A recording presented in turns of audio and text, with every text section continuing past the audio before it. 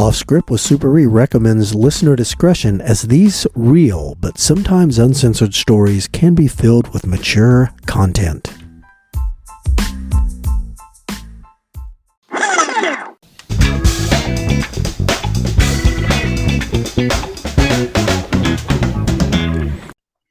Hello everybody, Jay here. It's good to be back with you for another episode of Off Script with Super E, coming to you live from A-Train Studios, sitting here with, as always, A-Train. A-Train, say something. Hi everybody, it's A-Train, and I'm really happy that Jay's back, aren't you? I'm happy he's back too, safe and Yes. sound from locking up all the bad guys. Thanks, That's right. Super E. That's Thanks, right. Super E. I'm glad to be back. Well, Super E, so this episode is going to be a great one, special one, whatever word we want to use for it. It's the event that happened to me that all police officers worry about and pray that never happens to them, but it happened to me and I'm still here. Right on. Yes, I remember that when that happened to you. Well, I don't see any reason to stall any further. Super E, tell us your tale. All right. This was back in about beginning of 1999, when we were all worried about Y2K, and our department had lumped all the narcotics branches together. We no longer had it east, west, south, north. We were all in one big unit. And we had a lot of complaints because crack was just destroying our city, and neighborhoods were under siege. So we were constantly doing search warrants. And sometimes we were doing 3 and 4 search warrants a night, which is unheard of today, because every search warrant, no matter what, is extremely dangerous. But we had all these neighborhood complaints. We had all this, kind of like pressure to, get this done, take care of this neighborhood, make sure it's safe. People are complaining. So we were just making buys and doing search warrants, and we did all our own search warrants. We very rarely use SWAT because we're doing so many, and SWAT, they take a long time because they are very professional and well planned out. And we just did the best we could because we were going from search warrant to search warrant to search warrant. So I had made a buy out of a complaint house, and a couple days later, I sent one of our old informants up there. He'd never been there before, just to see if the people were still there, because sometimes these people would sell out a house for a week and then move on. So I wanted to make sure that all the same players are in there. And we sent our guy up, and he came back. He had a little bit of crack. I go, well, what are they doing in there? I was asking about any additional dogs, new kids, or anything like that. He goes, no, they just bought a whole bunch of new shotguns, and they're practicing on how to use them if anybody comes into the house. And I was like, holy shit. The next people that are going to be going through their house is going to be us. And being my search warrant, the first person going through that front door will be me. Uh-huh. Because when we did a search warrant, you screened police, you gave it a couple of counts, and then you rammed that door. And the person whose search warrant was, you ran through that front door. You didn't peek around and go, anybody in here?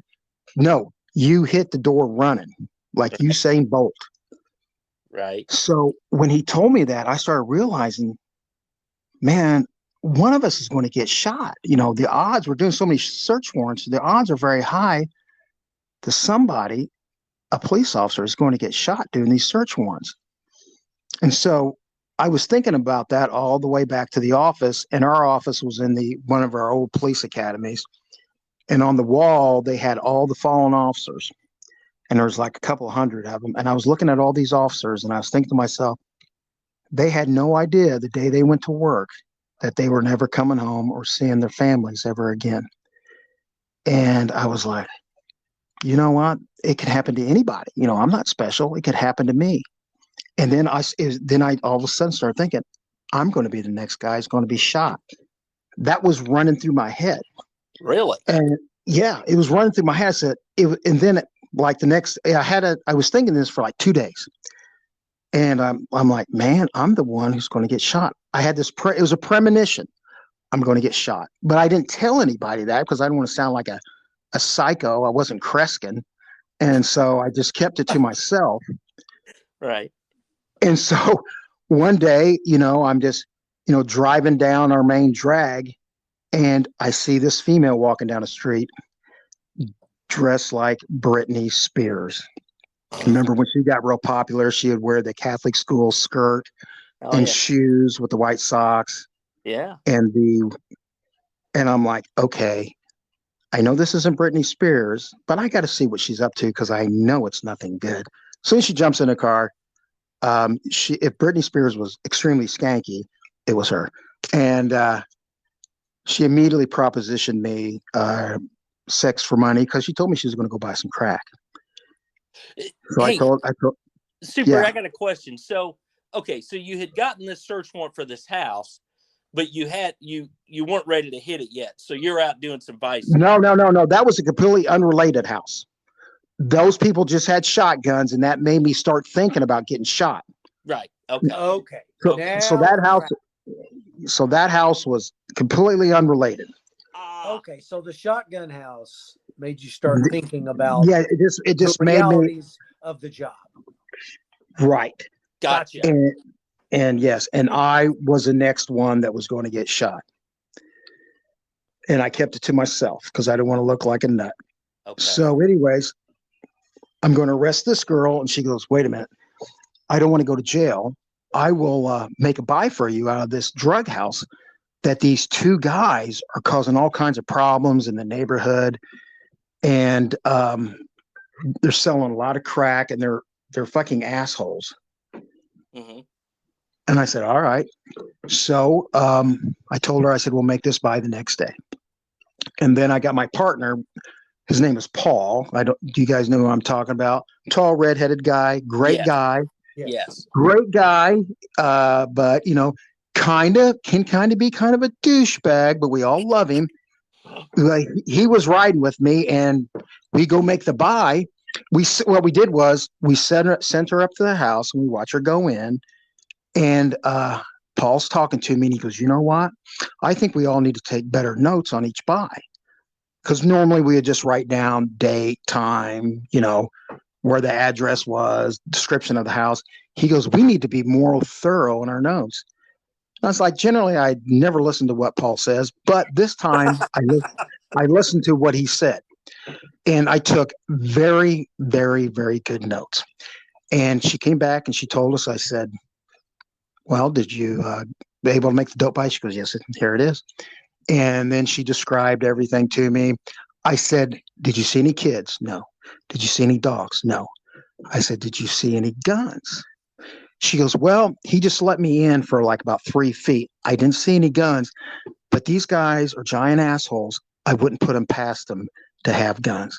I'm like, okay, so now we're going to be very careful, and we're going to treat this house like they've got guns. So I went and got a search warrant. I got a judge to sign it. And I thought it would be just a search warrant just in case nothing happened that day and we had nothing to do. Like, hey, here's a search warrant right here. It was kind of a back burner, fail-safe search warrant. Okay. Because I hadn't got any information on this house. I hadn't heard anything about this address, any complaints on it. So the next day, I go into work and I'm greeted at the office door by my partner, Big Steve, and Sergeant Ron. And they're like, hey, we heard that you might have some information where you could possibly make a buy from this address. And I said, well, I've already made the buy. I've got the search warrant right here in my folder. I said, why? They said, the phones have been burning up. We've got 30 complaints on them just today. The neighbors are so angry. They want something done right now. Mm-hmm. I said, well, I got the search warrant right here. Well, they wiped off the schedule of erase board, that had all these houses we was going to hit or buys was going to make. That all got wiped off. And it's like, we're going to do a super easy search warrant right now. So we started doing all this planning and stuff. And right then it kicked back in my head. Oh, yeah, by the way, this is the day you're going to get shot. We were doing this search warrant. I was thinking to myself, I'm going to be the first one through the door. I'm getting shot today. It was just the weirdest premonition I've ever had. And so I really planned for this. I had about 10 uniform officers ready to go, along with the 10 detectives with me. So we had a lot of people there. Right. And I had Paul and a guy named Mike. God rest his soul. He's now passed. But I had them. They were to guard the back. And then the plan was Big Steve would hit the door, and then I'd immediately run in the door, and then everybody would fall in behind me, and they all had each room they were supposed to search after we did what you call the takedown on everybody. Once we got everybody in the house under control. Right. And we really didn't know how many people were in the house. We didn't know anything because it was like, get this done now.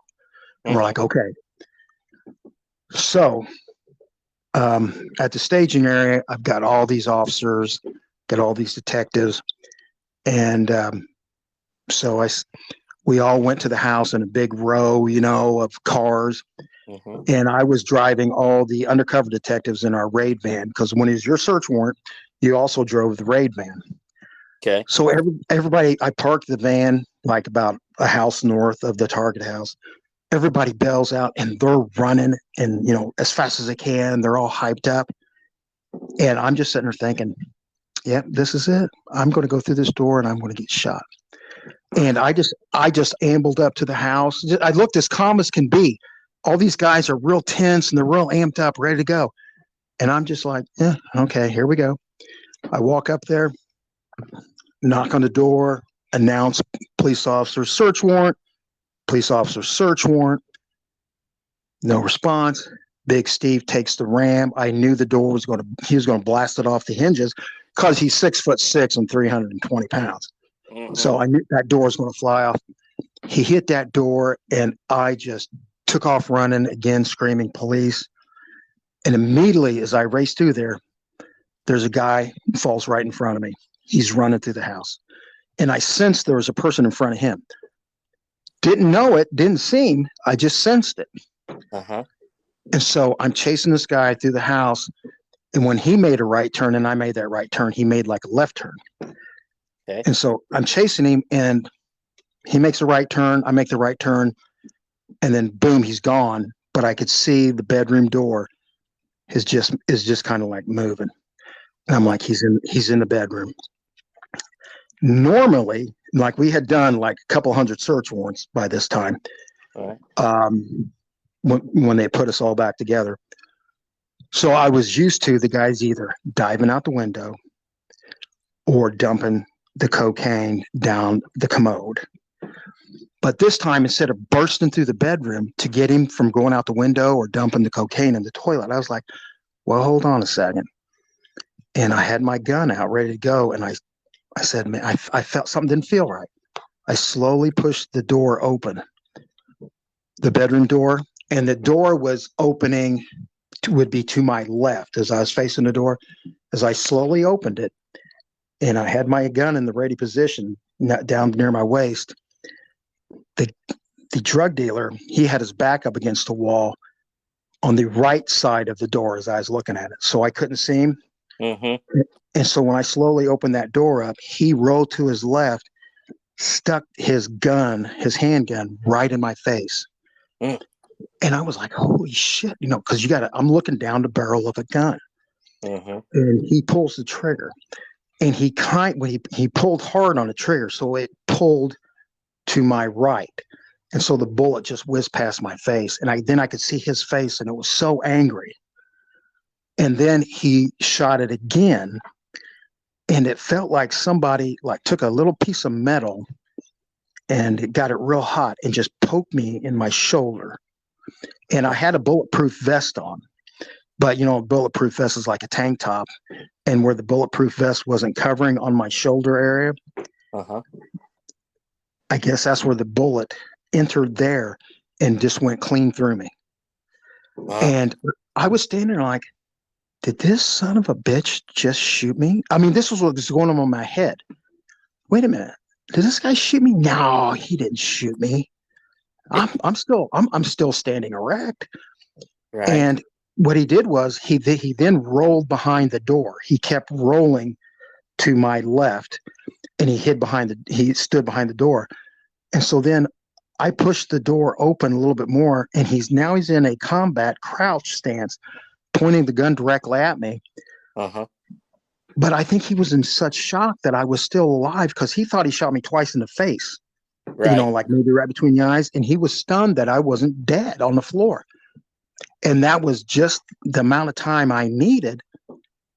And I started returning fire at him, because he was definitely a threat to me. Yeah.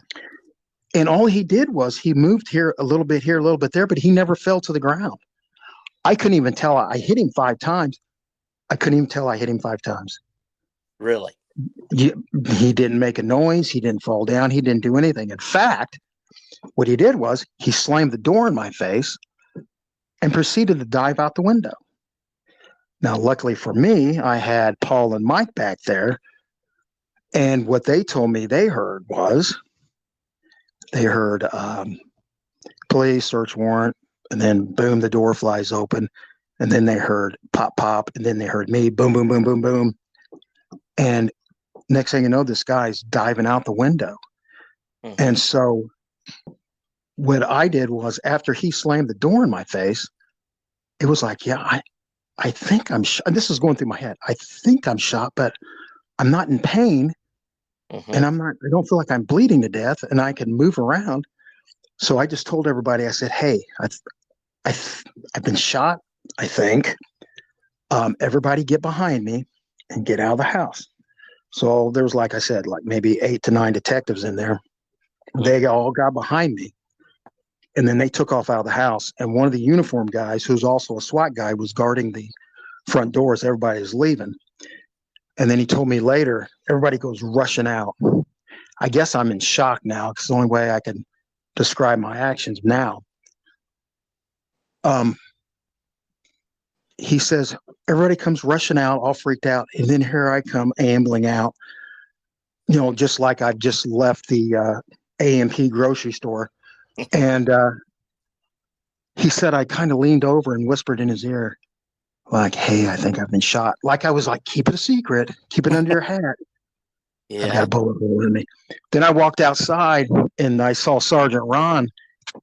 And I said, man, I think I've been shot. And as soon as I said that, like Big Steve's ears perked up. What? Shot? He's been shot. Everybody starts freaking out. And this was February the 5th of 1999, so it was very cold out. I had a big coat on, and I had it rolled back, the lapels rolled back, so you could see what it said, police, on my vest. Mm-hmm. So they're like freaking out, and I'm just like, hey, what's up? And they ripped my coat off me, and then they ripped my bulletproof vest off me, and then they ripped my shirt off me, and I'm sitting there going, hey, I'm cold, put all that shit back on. I can't see it, but blood is shooting out of my back. Okay. And so everybody's like, shit. And luckily my partner, Roxy, she started knocking on doors, and she was able to get a bunch of towels from the people in the neighborhood. Mm-hmm. And she came and she put them towels on my back. So I'm sitting on my knees in the front yard freezing, but I'm covered in towels. And then I could hear the sergeant, the uniformed sergeant who was at the scene, getting on the radio, advising control, I've been shot. There's a shooting occurred. And they kept asking for my condition. And I think my number was like 1433. They're like, what's 1433's condition? And sergeant said, serious. And she couldn't hear him. She kept saying 10-9, which means repeat. And I could hear him say, he finally said possible 10-0. Which means dead. And I said, possible 10-0, dead. No, I'm here. I'm alive. Yeah, I was like, I can hear, and then I started thinking about that. I was on my knees. I could see the blood coming down my side. And I was like, man, I'm going to die on this shitty street here. That's going to suck. Then I started thinking, oh my God, this is going to be so hard on my kids, because they were like 4 and 6.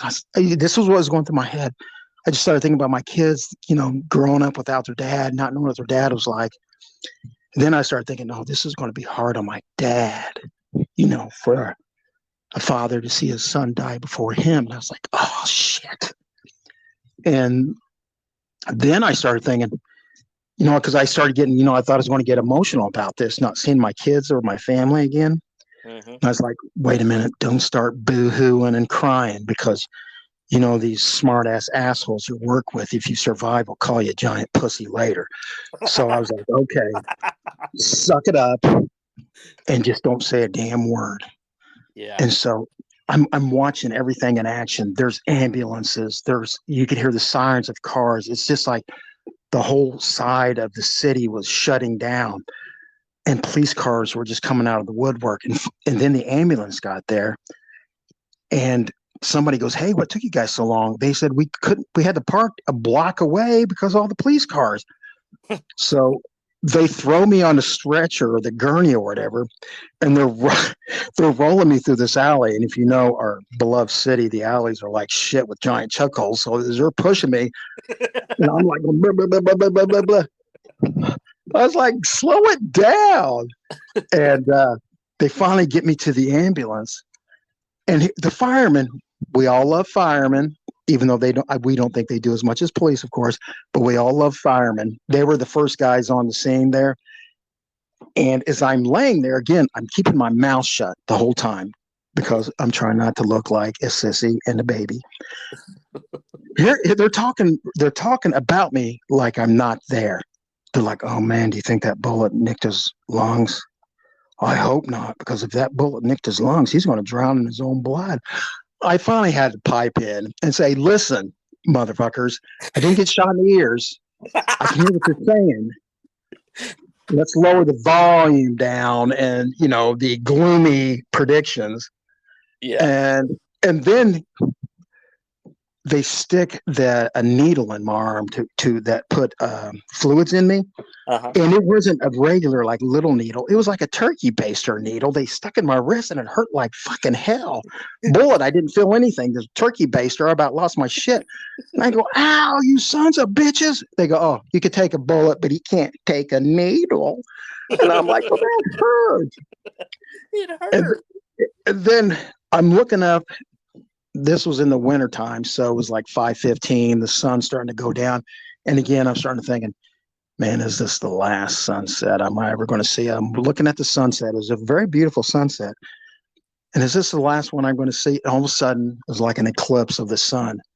Everything went blacked out. I thought, oh, fuck, I'm dead. And then it was my buddy, Lieutenant Mark, in homicide. He immediately got there and he stuck his head in the line of the sun.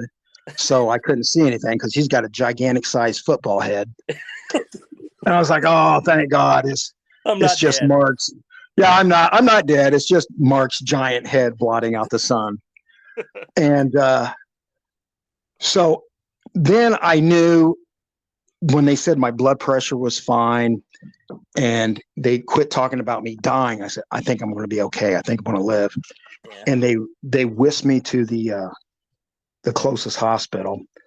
And when I got there, I was amazed by the amount of police cars and the people were there. They wheeled me in, and all the officers and all the workers of the hospital were unbelievable. They were like right on top of it. And they're all, wishing me well and, praying for me.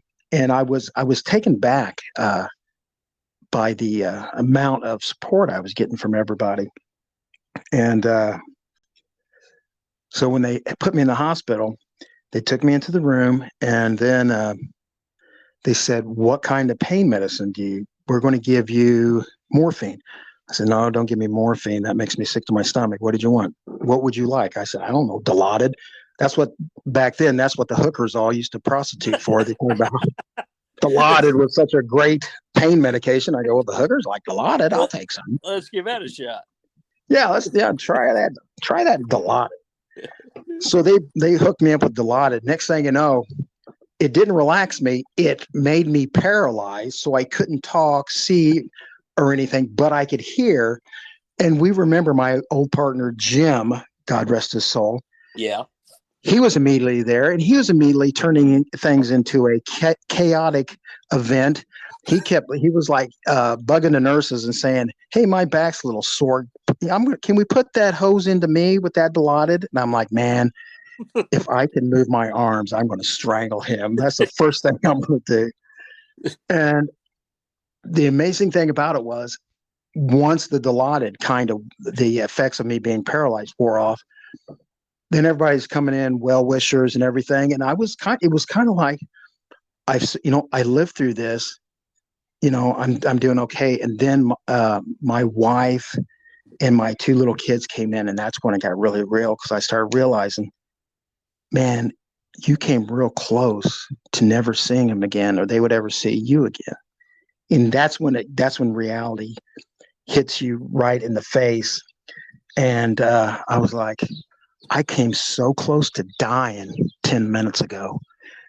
And what even hit it more home was a couple of weeks later, when I went in for, a follow-up, the doctor told me, she goes, nobody wanted to tell you this, but that bullet that went ripped through your shoulder, it came less than a quarter of an inch away from that artery that runs, the brachial artery or something. What is the artery runs along your shoulder?